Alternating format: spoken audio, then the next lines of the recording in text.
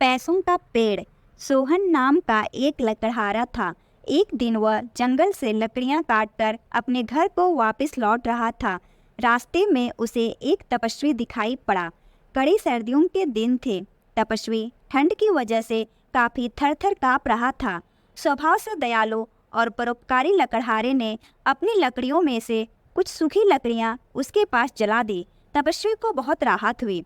लकड़हारे के इस व्यवहार से खुश होकर तपस्वी ने उसको एक जादुई पत्थर दिया।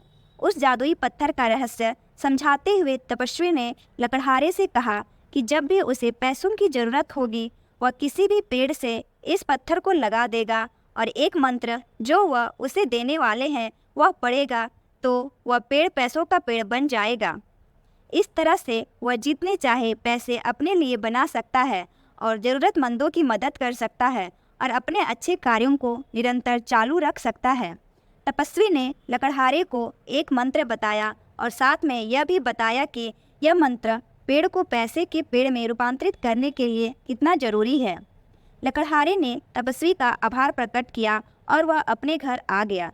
लकड़हारे ने अपनी धर्मपत्नी को वो जादुई पत्थर दिखाया और सारी घटना के बारे में भी बताया। सारी बात जानकर उसकी पत्नी भी बहुत खुश हुई। अब लकड़हारे और उसकी पत्नी को जब भी पैसों की ज़रूरत होती थी वे दोनों किसी भी पेड़ को पैसों का पेड़ बना लेते थे और जितने हो सके उतने परोपकार के काम किया करते थे। एक दिन उनके एक पड़ोसी ने उन्हें पेड़ को पैसों के पेड़ में बदलते हुए देख लिया। उसके मन में लालच आ गया। एक रात उसने वह पत्थर चुरा लिया।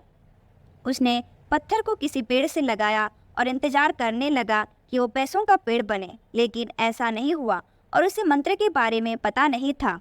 दूसरी तरफ लकड़हारा परेशान था। उसने पूरे घर में पत्थर को ढूंढा लेकिन उसे कहीं भी वो नहीं मिला। वह परेशान होकर तपस्वी के पास पहुंचा। तपस्वी ने अपनी शक्ति से चोर का पता लगा लिया। पत्थर उस लालची पड़ोसी के पास था। लालची पड़ोसी ये सोच सोचकर पागल हो गया कि पत्थर काम क्यों नहीं कर रहा। लकड़हारे ने उस पत्थर को वापस पाया और तपस्वी को लौटा दिया और अपनी मेहनत से जितना संभव था उतना दान धर्म का काम करते रहा। इस कहानी से हमें सीख मिलता है कि चोरी करना बहुत बुरी बात है और अधूरा ज्ञान और जानकारी काफ़ी हानिकारक होते हैं।